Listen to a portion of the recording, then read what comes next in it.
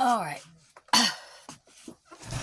I think I'll do this testimony about a prayer that was answered, but it took a while, a couple years.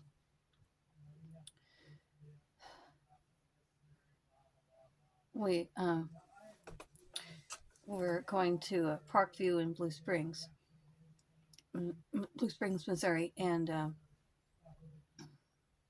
I was from the autumn I was 13, which was 1983, until well, my parents went there for a little while after I graduated high school and went on to college. So sometime around 1990 is maybe 89 or 90 is when they left there for Phelps Road. Well, uh, it was sometime in 1984, I think probably late in the summer of 84, that a family came to a prayer meeting that we'd never seen before. And during the testimony portion, the father stood and bore his testimony of how he came there, and that the Holy Spirit kept telling him for a couple of months, and he pushed back. No, we're happy here. We're going to stay here. And then at the end, he sheepishly said that, well, the moving van's parked outside, so if some of you could follow us to our new house and help us move in, I'd appreciate it. So he finally gave in to the Holy Spirit to move here. Well, his wife and their 3 children and his sister were with them. And I thought that his sister, who was maybe about 40, seemed kind of tired and like I'm single and this is it, and there's no one for me.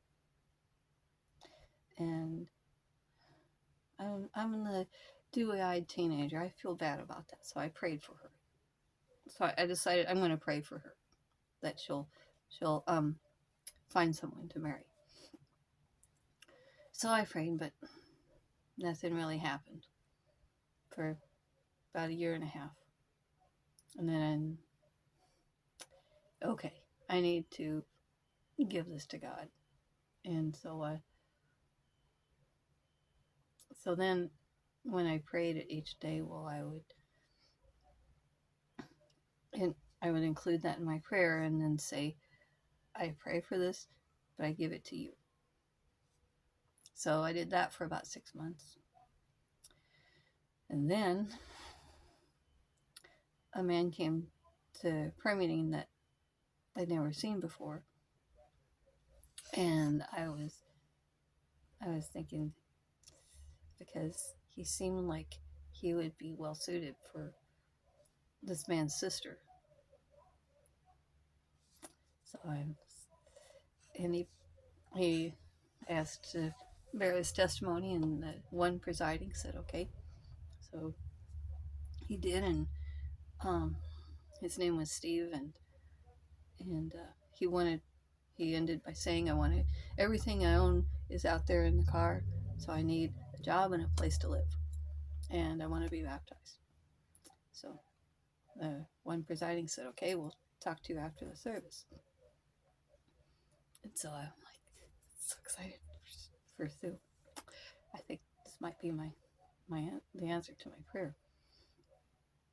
And of course, Sue's seen him. She's right there. And over that year,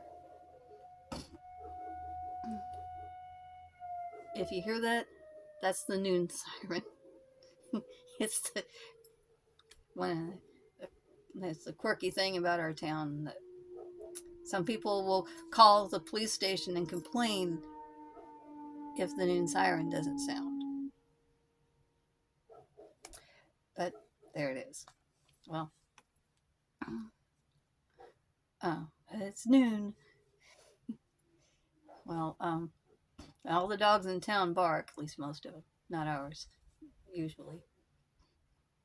Well, over that year, I watched Steve and Sue be transformed by love. Here at last was someone to do things like eat right and get enough sleep and get a good haircut. He went from sort of plain and kind of dusty from the road to sort of vibrant.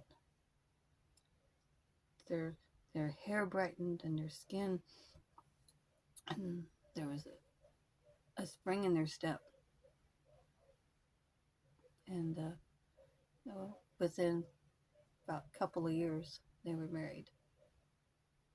And he'd become a member. He'd accepted a call to the priesthood. So that's it. A teenager's prayer was answered.